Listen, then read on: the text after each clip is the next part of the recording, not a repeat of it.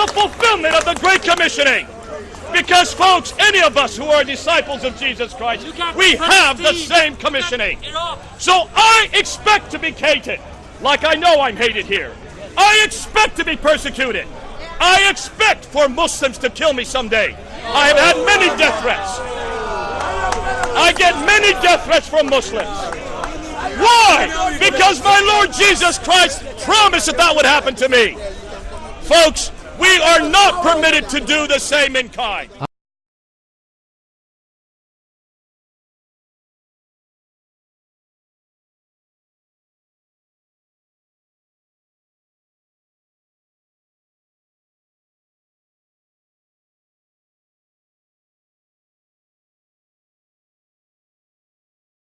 And most everyone in the ancient world would have agreed, if you're being persecuted, you do not have divine support. Right.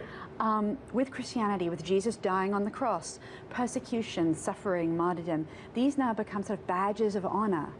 You're now like Jesus. So persecution sort of gets hardwired into the Christian psyche. Now, the reason that it stayed was because it's tremendously powerful rhetoric. So you could say at first, well, the Romans are persecuting us. But then with the rise of the Christian empire, Christians maintained the idea that basically the world is polarized. It's us against them, and we're under attack, and we're the good guys. Except the people who are attacking us are now not the Romans, but say, you know, the Ottoman Empire or heretics in the church are attacking us just like the Romans.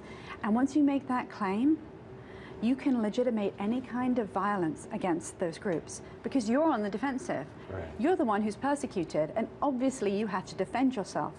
This is why persecution rhetoric is so effective. It's the psychology of this. The psychology of it is that this kind of persecution complex allows your group to really band together. It brings about social unity. And we can see that now when people use persecution rhetoric. It's sort of, you know, it's us, this small, tiny little group against the world that's attacking us. Right. So even if your group isn't small and isn't powerless, this idea gives your group real social cohesion. Where did the modern religious right come from using this kind of persecution language? Wow. Well, I'm neither American nor a specialist in modern America, so I couldn't really say, but the rhetoric is sort of continuous. Part of it's actually in the New Testament. Jesus predicts that Christians will be persecuted. Right. And so Christians say, well, see, Jesus told us that we would be. What's interesting is that when you look at the specifics of those passages, a very different picture emerges. So in the Gospel of Mark, Jesus says, take up your cross and follow me, defend me in courtrooms, and some of you who are standing here will be alive when I return. Right. Now, clearly, after one generation, that starts to that's go, not true. What? So why is it that we subscribe to the other part of this prophecy? It's a major point of reference in contemporary Christianity, particularly Protestant forms of Christianity, that to be truly Christian is to undergo or experience some kind of persecution. It's a huge theme, it's a recurring motif in a lot of New Testament texts. Jesus is supposed to have, made reference, you will be persecuted for believing in me. You've got all sorts of stories and traditions in texts like the Book of Acts, a lot of the Pauline letters. There's a sense in which Christians in the West, and I'm being quite careful about saying the West here, the West have tended to argue that they're being persecuted. So, for example, the court cases last year that went to the European Court of Human Rights, whereby a woman who was working for British Airways tried to say that she had been persecuted for her beliefs by her employer because she wasn't allowed to wear a crucifix, as part of her uniform for British Airways.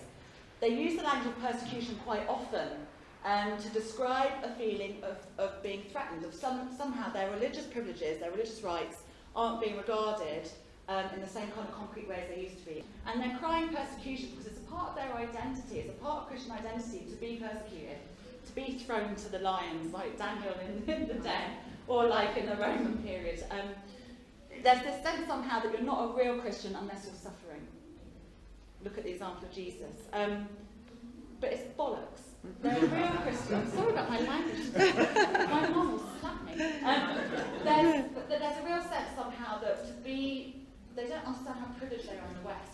Christianity has been privileged in the West for 2,000 odd years. there are people that really are being persecuted and suffering in the world, not just for their religion, but for their sexuality, for their gender, their ethnicity. Tone it down, Christians, is what I would say.